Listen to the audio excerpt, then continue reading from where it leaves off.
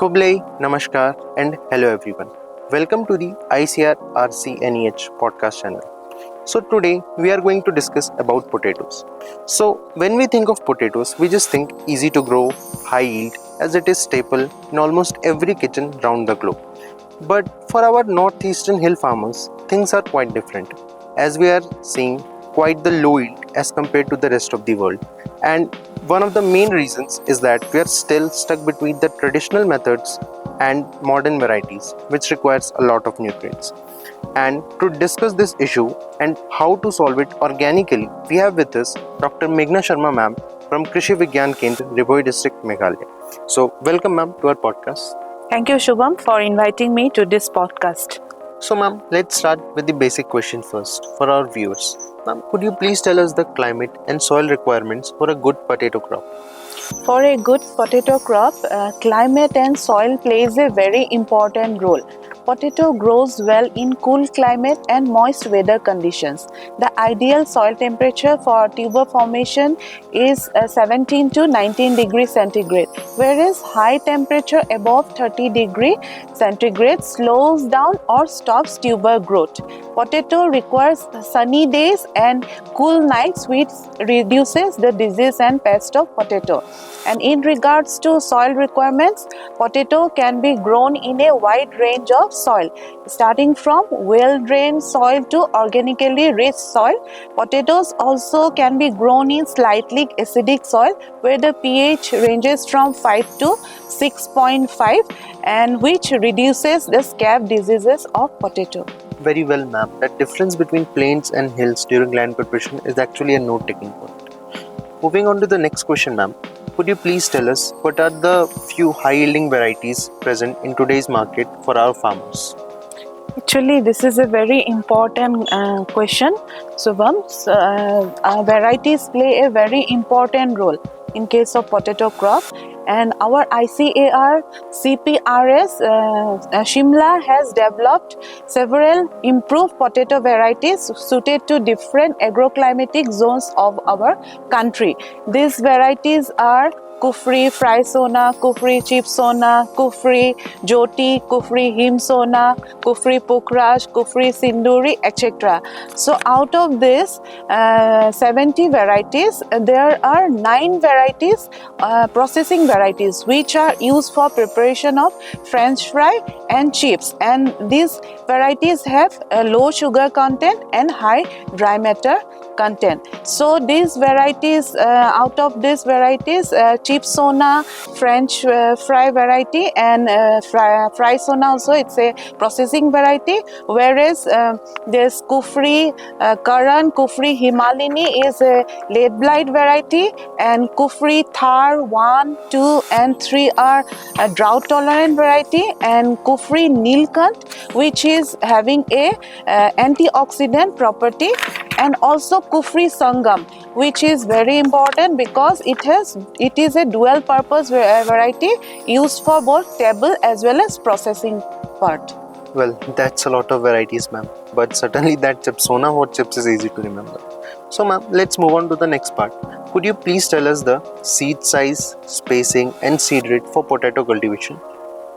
Seed size should be 30 to 50 gram, like it is ideal for sowing operations, whereas disease-free and healthy tubers should be selected with good shape and size, and also shriveled tubers should be discarded, and also blind tubers should not be taken for sowing operations. And in regards to spacing of potato tubers, spacing of row to row distance 50 to 60 centimeter is recommended, and plant to plant spacing of 20 to 25 centimeter should be ideal spacing for potato tubers. And as per seed rate, 2.5 to 3.5 ton of potato tubers per hectare is required for ideal conditions, and depth of sowing should be kept 8 to 10 centimeter for uniform germination.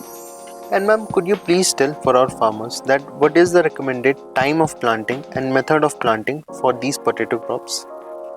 Potatoes are planted in ridges, flat beds, and raised beds depending on soil and rainfall status of an area.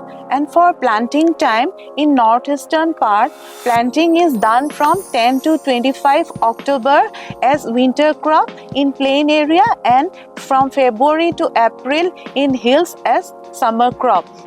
Best results occur when day temperature starts from 30 to 32 degrees centigrade and night temperature starts from 18 to 20 degrees centigrade. Certainly, ma'am. Now, moving on to the big topic, the organic input. Since our farmers are not putting any chemical fertilizers, so how do they make sure that their crops are getting enough nutrients for their growth and development? Well, for an organically grown potato crop, well-rooted FYM at the rate 10 ton per hectare along with vermicompost 2.5 ton per hectare is recommended for obtaining a good yield of potato crop. Also, lime application in furrows at the rate 500 kg per hectare is recommended for acidic soils in northeastern hill region. And regarding water management, potato usually is grown as rain-fed crop in hilly areas, whereas in extremely dry condition, two life-saving irrigations can be recommended, that is during vegetative phase and tuber development phase. And for earthing up operations, two earthing up operations is recommended. First earthing up should be done at 30 days after planting, and second earthing up operations are done at 60 days after planting. This earthing up operations reduces weed growth, then helps in tuber formation and also proper aeration in soils. Incredible, ma'am. It really shows that organic farming isn't just about avoiding chemicals, but also about precision. And ma'am, what are your recommendations about management of pests and disease in the farmer's field? For an organic crop of potato, potato tuber moth, then the soil-borne disease, lead blights, it can be controlled by different management practices. Potato tuber moth can be controlled by selection of healthy tubers, proper irrigation, use of pheromone traps, biological sprays, etc. Whereas soil-borne pests like white grub, cutworm can be controlled with proper planting and plowing in time, and lead blight of potato can be controlled by use of neem sprays, use of resistant varieties. Then also we should know, while storing tubers, potato tuber moth can be controlled by use of lantana and eucalyptus leaves. Very well, ma'am. Now, moving to the next question. What are your recommendations for the harvesting practices of the potato crop? Well, harvesting should be done 100 to 120 days after potato planting. When the skin of potato becomes firm, they are ready to harvest. And 10 to 15 days before harvesting of potato, hum cutting should be done for curing of potato. And harvesting should be done in bright sunny day, and care should be taken to avoid injury of tubers during the harvesting operation. Harvesting is done either manually or by potato digger. And after harvest, a tuber should be kept in shade for 15 to 20 days, and grading also should be done, seeing the sizes of potato tubers which will be preferred for market purpose. Well, that's very thorough, ma'am. Now, moving on to our last but not the least question. What yields can our farmer expect after managing all these practices? With proper recommended practices for an organically grown potato crop, we can expect an average yield of 15 to 20 ton per hectare in farmer's field. Certainly, ma'am. That 15 to 20 tons per hectare is actually a very achievable target, and I think our farmers should definitely aim for it. So with this, we have come to the end of our today's episode, and I hope our viewers, including me, learned a lot today about the potato cultivation, its harvesting practices, and its pest and disease management. And I think our farmers should definitely practice it and make it a profitable venture. So thank you, ma'am, for sparing your valuable time for our viewers and spending your time with us. And Till we meet again, keep following us for good cultivation practices. Thank you. Thank you.